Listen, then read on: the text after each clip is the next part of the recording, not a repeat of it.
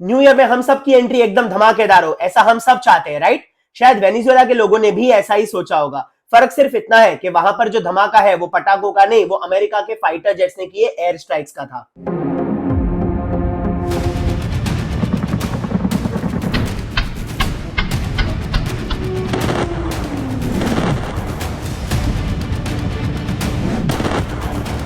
Context के लिए समझा दूं कि पूरी दुनिया में वेनेजुएला के पास सबसे ज्यादा प्रूवन ऑयल रिजर्व्स है, 303 billion barrels. FII Saudi Arabia से भी ज्यादा। 1990s में Venezuela was one of the largest exporters of oil in the world, extracting more than 3.5 million barrels per day. लेकिन आज सिचुएशन ऐसी है कि उनका एक्सट्रैक्शन सिर्फ 1 मिलियन बैरल पर डे से भी कम है। रीजन सालों का करप्शन, मिसमैनेजमेंट और अमेरिका ने लगाए हुए सैंक्शंस। 2026 के स्टार्टिंग में वेनेजुएला में जो हुआ वो सडन तो था, लेकिन सरप्राइजिंग नहीं।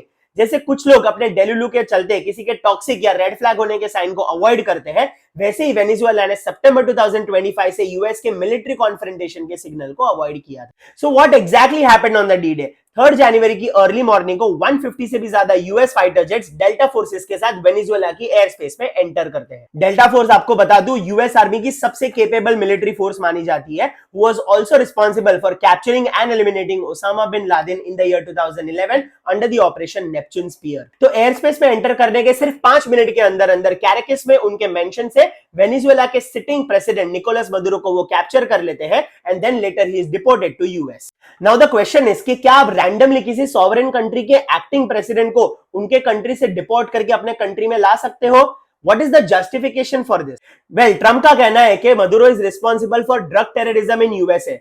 लेकिन अगर हम फैक्ट चेक करें तो यूएसए में आने वाला मैक्सिमम ड्रग एक्चुअली कोलंबिया से आता है, वेनेजुएला से नहीं। तो ये रीजन कुछ खास जस्टिफाइड लगता नहीं है। दूसरा रीजन, ट्रम्प कहता है कि मदुरो एक डिक्टेटर, एक टायरेंट है, तो उसे रिमूव करके वेनेजुएला में डेमोक्रेसी लाना इंपॉर्टेंट है। We're going to run the country until such time as we can do a safe, proper and judicious transition. So we don't want to be involved with having somebody else get in and we have the same situation that we had for the last long.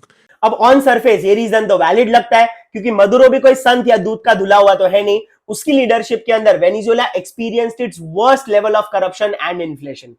लेकिन सवाल यह है कि Maduro तो 2013 से Venezuela में power में है, तो इतने सालों बाद यूएसए को अपना शांति दूत या पीस मेकर का रोल क्यों याद आ रहा है? And by the way, this is not the first time that America is pulling of something like this. 2003 में इराक के सद्दाम हुसैन को उन्होंने ओवरथ्रो कर दिया, ये कह के that he possesses weapons of mass destruction. 2011 में लिबिया के गद्दाफी को भी उन्होंने मरवा दिया एंड नाउ 2026 में इट्स वेनेजुएला's टर्न। जानते हो इन तीनों कंट्रीज में एक कॉमन फैक्टर क्या है? All these 3 countries are supremely oil-rich countries. Now the question is, why is oil very important for America's global domination? ये समझने के लिए हमें जाना होगा ईयर 1974 में, जहां पर यूएसए और सऊदी अरेबिया के बीच में एक अग्रीमेंट होता है, जिसके तहत सऊदी अरेबिया अपना ऑयल सिर्फ और सिर्फ डॉलर में सेल करेगा एंड उसके बदले यूएसए उन्हें मिलिट्री प्रोटेक्शन प्रोवाइड करेगा। अब क्योंकि उस टाइम पे Saudi Arabia was the largest exporter of oil and also very influential in middle east, petro dollar became the centre of global trade. Which means अगर किसी भी कंट्री को ऑयल परचेस करना है, पहले उन्हें डॉलर परचेस करना पड़ेगा, विच मीन्स डॉलर हमेशा डिमांड में रहेगा और अमेरिका हमेशा चीजों के कंट्रोल में। जब भी कोई कंट्री अमेरिका के ग्लोबल डोमिनेशन को चैलेंज करती है, अमेरिका उन कंट्रीज के लीडर को या तो कू करके रिप्लेस कर देते हैं और या फिर सीधे 3-3-6। इसलिए जब सद्दाम हुसैन ने यूरोज में ऑयल बेचने का सोचा और गद्दाफी ने अफ्रीकन ऑयल फील्ड्स को नेशनलाइज करने की बात की, दे वर आउट। उसी तरीके से वेनेजुएला चाइना और रशिया से अब क्लोज हो रहा है और उसने अपने ऑयल को युआन या रूबल में बेचना स्टार्ट किया है, which is a threat to petrodollar and that is why Maduro was captured using military intervention. तो यूएसए ना एक तरीके से एक टॉक्सिक पार्टनर की तरह है, जो 100% आपके साथ कमिट तो नहीं करेगा, लेकिन अगर आप किसी से क्लोज हो रहे हो तो वो आपको जीने भी नहीं देगा। लेकिन कुछ लोग ये डिबेट करेंगे कि ग्लोबल डिपेंडेंस ऑन ऑयल तो कम हो रहा है, world is shifting towards renewable energy, then why so much fuss about oil?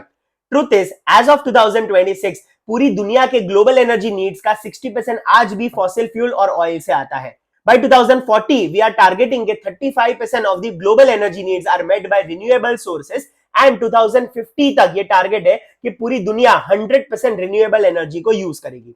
So truth is, future does look optimistic, but as of now, the statement that he who controls the oil controls the world still continues to be 100% relevant. How this will play out in the future, we can only wait and watch.